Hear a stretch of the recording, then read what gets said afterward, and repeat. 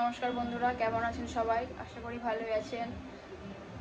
আজ মহাষষ্ঠীর শুভেচ্ছা ও ভালোবাসা জানিয়ে শুরু করছি নতুন একটি ব্লগ। দেখতে থাকুন আজকের ব্লগটি। আজ দুপুরে রান্না করছি ভাত, কুকার মধ্যে আছে ডাল, আলু, গাজর ভাজা, এইদিকে হচ্ছে মাছ ভাজা, এটা ঝাল করব, আর ঢেঁড়সের সবজি হবে। দুপুরে লাঞ্চ বানানো কমপ্লিট।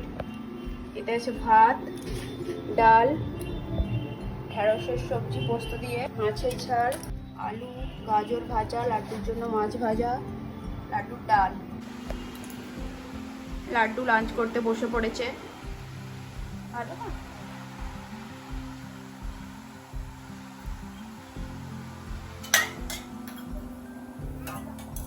বাবা,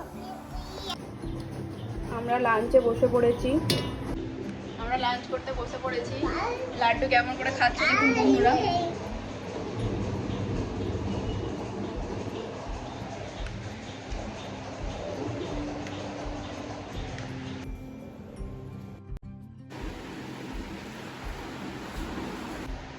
সন্ধ্যা হয়ে গেছে, ঠাকুরকে ধূপ দেখিয়ে দিয়েছি।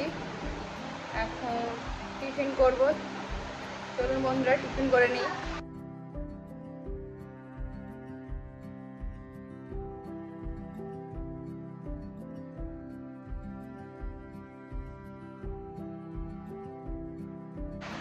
আমরা যেখানে থাকি এটা কলকাতা না, এটা মুম্বাই, মহারাষ্ট্রের জলগাঁও। এখানে সমস্ত বাঙালিরা মিলে দুর্গা পুজো করছে। চলুন মাকে দর্শন করতে যাব। তো রেডি হয়ে আসছি। লাড্ডু লাড্ডু কি যাবি? তো সাদা বেডশিট, তো জামাও সাদা।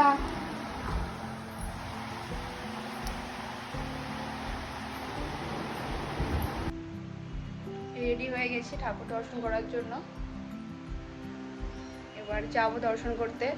লাড্ডুর পাপা লাড্ডু দুজনেই রেডি হয়ে গেছে। আজকে আমরা তিনজনে সেম কালারের ড্রেস পরেছি, সাদা।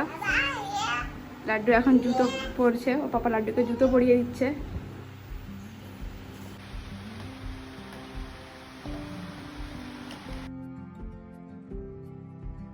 সবাই মিলে দর্শন করে নিন মা দুর্গাকে। আমি তো দর্শন করছি, তার সাথে সাথে আপনাদেরকেও দর্শন করাচ্ছি। আপনারাও দর্শন করে নিন। এখানে সমস্ত বাঙালিরা মিলে এই দুর্গাপুজোটা করে। সবার তো প্রত্যেক বছর বাড়ি যাওয়া সম্ভব হয় না, তাই সবাই মিলে চাঁদা তুলে পুজোটা করা হয়।